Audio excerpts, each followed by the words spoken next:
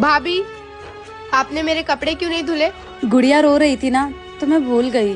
बेवकूफ हो क्या भाभी? मैंने आपको बोला था ना मुझे कॉलेज जाना है। अच्छा ठीक है, मैं इसको सुला के ना तुम्हारे कपड़े धो दूंगी। बेवकूफ कहीं की। भाभी, मैं कब से व्हाइट वाला फ्रॉक ढूंढ रही हूँ, कहाँ रख दिया आपने? वो मैंने अपने कबर्ड में रख दिए थे। आपको कितनी बार मना किया है कि मेरे कपड़ों को हाथ मत लगाया करो, तो क्यों छूती हो आप? वो बाहर रखे थे तो मैंने अपने चुप करो, दोबारा से ना मुझसे बगैर पूछे मेरे कपड़ों को हाथ मत लगाना। भैया सही कहते हैं, आप ना सच में बेवकूफी हो। तुम और तुम्हारे भैया एकदम सही कहते हैं। मैं बेवकूफ ही तो हूँ जो अपनी परवाह ना करके तुम लोगों की परवाह करती हूँ। मुझे क्या खाना है, क्या पहनना है, बिल्कुल भी ध्यान नहीं रहता, लेकिन आपको क्या पहन के जाना है, क्या खाना है, भैया को क्या खाना पहनना है, पूरा ध्यान रखती हूँ। मैं इस घर को क्या खूब सजाई हूँ। अच्छा है कि तुम लोगों को बेवकूफ नहीं बनाई हूँ, वरना आज आप लोग भी बेवकूफ होते। क्या घर की बहुएं जो पूरा घर का ध्यान रखती हैं वो बेवकूफ। बहू, जी माँ जी। क्या हुआ? तू इतनी परेशान क्यों है? कुछ नहीं माँ जी। क्या नहीं माँ जी? शक्ल देख कैसी बना रखी है, बता क्या हुआ? वो माँ जी, आज बबीता आंटी मिली थी तो उन्होंने कहा मैं सूख सूख के पापड़ हो रही हूँ, इसलिए मैं मोटे होने की दवाई मंगवा रही हूँ। इसमें दवा मंगवाने की क्या जरूरत है? तगड़ी तो तू वैसे भी हो सकती है। वो कैसे माँ जी? बेटा, घर के पीछे जो आम का पेड़ है वो देखा है तूने? हाँ जी माँ जी। तो उस पे जो मधुमक्खी का छत्ता है वो भी देखा होगा। माँ जी वो तो बहुत बड़ा है। पत्थर मार उसमें, फिर देख तू 1 मिनट में तगड़ी हो जाएगी। ओह माँ जी, ये क्या बोल रहे हो? मुझे इतनी टेंशन हो रही है और आपको मजाक सूझ रहा है। तो बेटा मजाक ना करूँ तो क्या करूँ? तुझे क्या बबीता की बहू की तरह मोटा होना है, 100 किलो का होना है? नहीं माँ जी। तो खबरदार जो तूने दवाई मंगवाई तो। बेटा तू एकदम फिट है, बिल्कुल अपनी सास की तरह। ठीक है माँ जी। बहू, तू मायके जाने वाली है ना बेटा? हाँ माँ जी, माँ की तबीयत ठीक नहीं है ना, तो सोची उन्हें देख आऊं। ठीक है बेटा, तू अच्छे से जाना, और जब तक तेरी माँ स्वस्थ ना हो जाए तब तक आने की जरूरत नहीं है। और ये ले बेटा, तेरे घर वालों के लिए कुछ सामान लाई हूँ, ये भी दे देना उन लोगों को। लेकिन माँ जी, इसकी क्या जरूरत थी? अरे बेटा, जब तू यहाँ आती है तेरी माँ कितना कुछ देती है इस घर के लिए, तो मैं कैसे तुझे खाली भेज दूँ? क्या आपकी भी सासू माँ ऐसी है? माँ का फोन। हेलो, हाँ माँ। बेटा तू क्या कर रही है? माँ मैं काम कर रही थी। बेटा तू बड़ी सुस्त लग रही है। हाँ माँ, आज मेरी तबीयत थोड़ा सही नहीं लग रही। ये बहू अपनी माँ से क्या चुगली कर रही है? अगर तेरी तबीयत खराब है तो तू काम क्यों कर रही है? अरे माँ, कितने सालों से मैं ही तो इस घर में काम कर रही हूँ, और है ही कौन जो मेरी मदद करेगा। अच्छा ठीक है माँ, मैं काम खत्म कर लेती हूँ, फिर आपसे बात करती हूँ। बहू सही तो कह रही है, जिस दिन से वो इस घर में आई है मैंने किचन में पैर नहीं रखा। बहू चाहे जितना बीमार आजार पड़ी रहती थी, सारा घर का काम करती थी, कभी मैं आके किचन में झांकी नहीं। मुझसे बहुत बड़ी गलती हो गई। बहू। जी माँ जी। बेटा तेरी तबीयत खराब है, तू जाके आराम कर, मैं घर का सारा काम कर लूंगी, तू चिंता मत करना। ठीक है माँ जी। बहन। हाँ भैया। मैं तुमसे एक बात करना चाहता था। तू जब से ससुराल से आई है ना, उदास उदास बैठी रहती है, क्या हुआ? कुछ हुआ है क्या? नहीं भैया, कुछ नहीं। नहीं, मुझे लगता है तुझे कुछ हुआ है। देख, अगर कुछ हुआ है तो मुझे बता, डर मत, मैं तुम्हारा भाई हूँ। ओ भैया। देख, अगर तुझे डर लग रहा है ना कि मैं किसी को बता दूंगा, बहन तो ऐसा मत सोच, मैं किसी को भी नहीं बताऊंगा। दरअसल बात ऐसी है कि इन्होंने मुझे मारा था और गुस्से में मैं यहाँ चली आई। क्या करूं भैया, आज इन्होंने मुझे मारा है, कल का कुछ भी कर सकते हैं, इनकी आदत पड़ जाएगी, तो बस मैं गुस्से में ही आ गई। देख बहन, तू एक काम कर, चल मैं लेके चलता हूँ तुमको, और जीजा को भी समझाऊंगा। माँ जी, ये लीजिए आपकी चाय। अरे बहू सुन। जी माँ जी। बहू, तेरे को ओढ़ने के लिए कपड़ा कम पड़ रहा हो तो बता, 5-6 मीटर और मंगा दूं। क्या मतलब है माँ जी? मतलब ये है कि तू कौन से जमाने में जी रही है जो इतना लंबा घूंघट काढ़े पूरे घर में घूमा करती है? माँ जी वो। तू चुप कर। हे भगवान, मेरे तो कर्म फूट गए। इतनी चांद सी दुल्हन में लेके आई थी कि मेरे घर में घूमेगी तो मेरा घर जगमगा उठेगा। और ये सारा दिन पल्लू डाल के घूमा करती है। ऐसा लगता है कि जैसे चांद में ग्रहण लगा हो। सॉरी माँ जी। ये हुई ना बात, देखो तो मेरी बहू चांद का टुकड़ा है। माँ जी आप भी ना। हाँ बेटा कैसी है? चल ठीक है, बाद में कॉल करती हूँ तुझे। वो माँ जी, मुझे आपसे कुछ जरूरी बात करनी थी। देख अभी वैसे ही मेरा मूड खराब है, तू मत खराब कर। लेकिन माँ जी जरूरी। मना किया ना तुझे, चल जा यहाँ से। मम्मी आप बड़ी दीदी से बात कर लो ना, मैं तो नहीं आ पाऊंगी। बहू कहाँ जाना है तुझे? कहाँ नहीं जा पाएगी?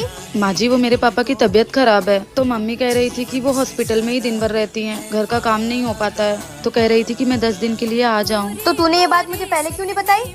माँ जी बताने की तो बहुत कोशिश की, पर आपने मेरी सुनी ही नहीं। अरे तो ठीक से बोलना चाहिए ना, बात करनी ये क्या लगा रखी थी? माँ जी आप उसके आगे बोलने ही नहीं दे रही थी। चुप कर तू। अगर जाना है तुझे तो जा जाके पैकिंग कर। हाँ क्या माँ जी सच में? अगर मेरे सामने ज्यादा एक्टिंग करेगी ना तो मना कर दूंगी फिर। थैंक यू माँ जी, मुझे तो लगा था आप मुझे नहीं जाने देंगी, आप बहुत गुस्से वाली हैं। मुझे मुझे पसंद नहीं है। अगर ससुराल में माँ जैसी सास मिल जाए तो ससुराल भी मायका जैसी। बहू तेरी माँ का फोन आया था और वो कह रही थी कि मेरी बेटी का पहला बच्चा मायके में ही हो। तू है ना पैकिंग कर ले, मैं बेटे को कह के तुझे पहुँचवा देती हूँ। ठीक है माँ जी।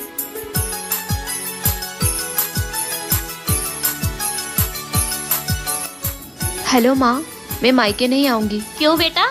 क्योंकि मेरी सासू माँ की इच्छा है कि मेरा पहला बच्चा मेरे ससुराल में ही हो। लेकिन बेटा तेरी सासू माँ तेरा अच्छे से ख्याल नहीं रख पाएगी। अरे माँ ऐसा नहीं है, वो तो बहुत अच्छी है और वो तो मेरा अभी से ख्याल रखने लग गई है, आपकी तरह। ठीक है, जैसा तुझे ठीक लगे। ठीक है माँ। ये ले बेटा हल्दी वाला दूध, मैंने अंजू को तुझे देने के लिए बोला था, उसने मुझे दे दिया।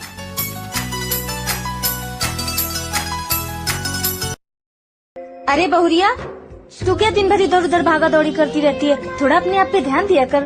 बच्चे पे क्या असर पड़ेगा? अगर कल को कुछ ऊंच नीच हो गया तो कौन जिम्मेदार होगा इसका? अरे माँ जी कुछ नहीं होगा, मैं अपना और इस बच्चे का बहुत ध्यान रखती हूँ। अच्छा इधर बैठ, मैं तुझे समझाती हूँ सब। माँ जी अब क्यों परेशान हो रही हो? देखना जब आपका पोता आएगा ना, आपके पूरे खानदान का नाम रोशन करेगा। पोता ही क्यों भला, पोती भी आएगी ना तो इस खानदान का नाम ही रोशन करेगी। अपने बेटा और बेटी में कोई फर्क नहीं करती। मुझे अपनी गलती का एहसास हो चुका है। माँ जी मैं तो आपको आजमा रही थी कि आप सच में बदल गई हो कि नहीं। बहुरिया, माँ जी मैं तो मजाक कर रही थी, माफ करना माँ जी, उस दिन मैंने आपको बहुत कुछ कहा। कोई बात नहीं बहू, मुझे उस बात से कोई बुरा नहीं लगा, बल्कि एहसास हुआ है कि लड़का और लड़की में कोई फर्क नहीं करना चाहिए।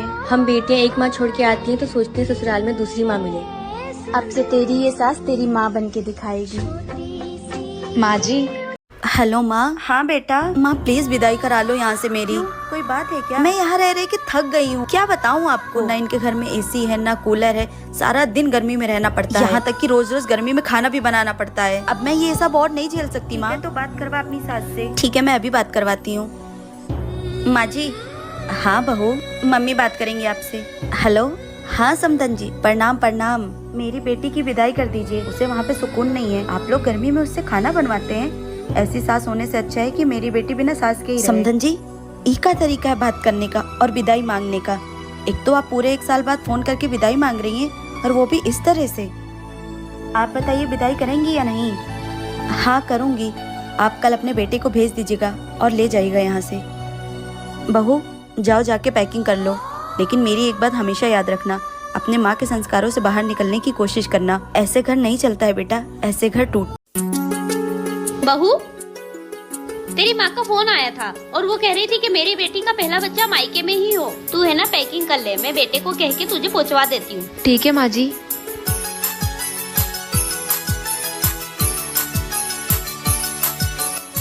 हेलो माँ, मैं मायके नहीं आऊंगी। क्यों बेटा? क्योंकि मेरी सासू माँ की इच्छा है कि मेरा पहला बच्चा मेरे ससुराल में ही हो। लेकिन बेटा तेरी सासू माँ तेरा अच्छे से ख्याल नहीं रख पाएगी। अरे माँ ऐसा नहीं है, वो तो बहुत अच्छी है और वो तो मेरा अभी से ख्याल रखने लग गई है, आपकी तरह। ठीक है, जैसा तुझे ठीक लगे।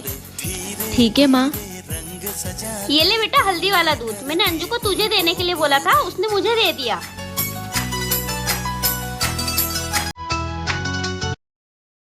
भाभी आपको मम्मी किचन में बुला रही है, आज आपका पहला रसोई है।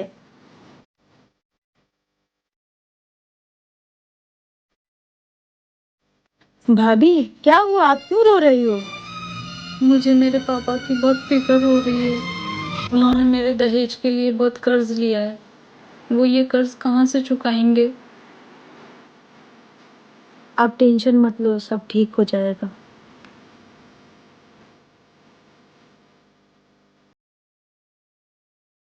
भैया, आपने जो भाभी के घर से दहेज लिया है वो लेना जरूरी था क्या?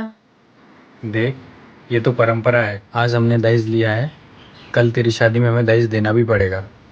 ये गलत है भैया, ऐसे में तो कोई भी गरीब बाप अपनी बेटी की शादी नहीं कर पाएगा। दहेज लेना भी गलत है और दहेज देना भी गलत है। आप लोग कमेंट्स में बताओ। बहू, हाँ जी माँ जी। किचन में नए बर्तन तुमने निकाले हैं? हाँ जी माँ जी, कल वो मेरा भाई आया था ना, तो निकाले थे। और ये वॉशिंग मशीन भी तूने ही चलाई होगी? हाँ जी माँ जी, वो कपड़े धोने थे। तो बेटा, इतना ही शौक था वॉशिंग मशीन में कपड़े धोने का तो एक ले ही आती, दहेज में कुछ भी नहीं लेकर आई। माँ जी, हम घर में 4 ही तो लोग हैं, मैं, आप, अंकित जी और पापा। तो हमारे कपड़े तो एक ही मशीन में धुल जाते हैं। 2 मशीनें लेके क्या आपको घर में लॉन्ड्री खोलनी है? बहू, जबान संभाल के बात कर, सास हूँ मैं तेरी। तो माँ जी, मैं भी आपकी बहू हूँ। ये जो आप हर तीसरे दिन शुरू हो जाती हो, ये नहीं लेके आए, वो नहीं लेके आए, आपने कभी सोचा मुझे कितना बुरा लगता होगा? बहू, मैं तो तुझे ऐसे ही बोल देती हूँ। तो माँ जी, अगर आप चाहते हो ना घर में शांति बनी रहे, तो आगे से मत बोलना। ठीक है बहू।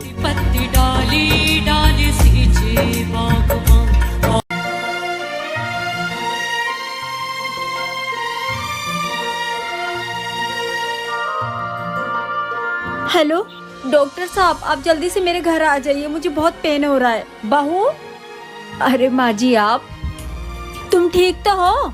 हाँ मम्मी जी, ठीक हूँ, बस अभी डॉक्टर को फोन किया था, वो आते ही होंगे। अब तो हमारे घर में एक नया मेहमान आने वाला है, जिसका स्वागत मैं बड़े धूमधाम से करूँगी। मम्मी जी, बेटा ही क्यों, बेटी क्यों नहीं? मैंने सोचा है अगर इस बार लड़का हुआ ना तो मैं उसे डॉक्टर बनाऊंगी, ये मेरा सपना है और वो मेरा सपना जरूर पूरा करेगा। मम्मी जी, अगर बेटी हुई ना तो मैं उसे राजकुमारी की तरह रखूंगी। नहीं, लगता है मम्मी जी को लड़की नहीं लड़का चाहिए। अगर लड़की हुई ना तो मैं उसे फौजी बनाऊंगी, देश की सेवा करेगी। मम्मी जी, सच बताऊं तो मैं भी यही सोच रही थी कि अगर लड़की हुई ना तो मैं उसे फौजी बनाऊंगी, ताकि वो देश की सेवा कर सके। बहू, जी माँ जी। तेरी शादी में जितने गहने मिले थे सारे लेके आ। पर माँ जी, वो तो मेरे गहने हैं ना। बहू है, बहू की तरह रहे, सास बनने की कोशिश मत कर। जाके लेके आ। जी माँ जी।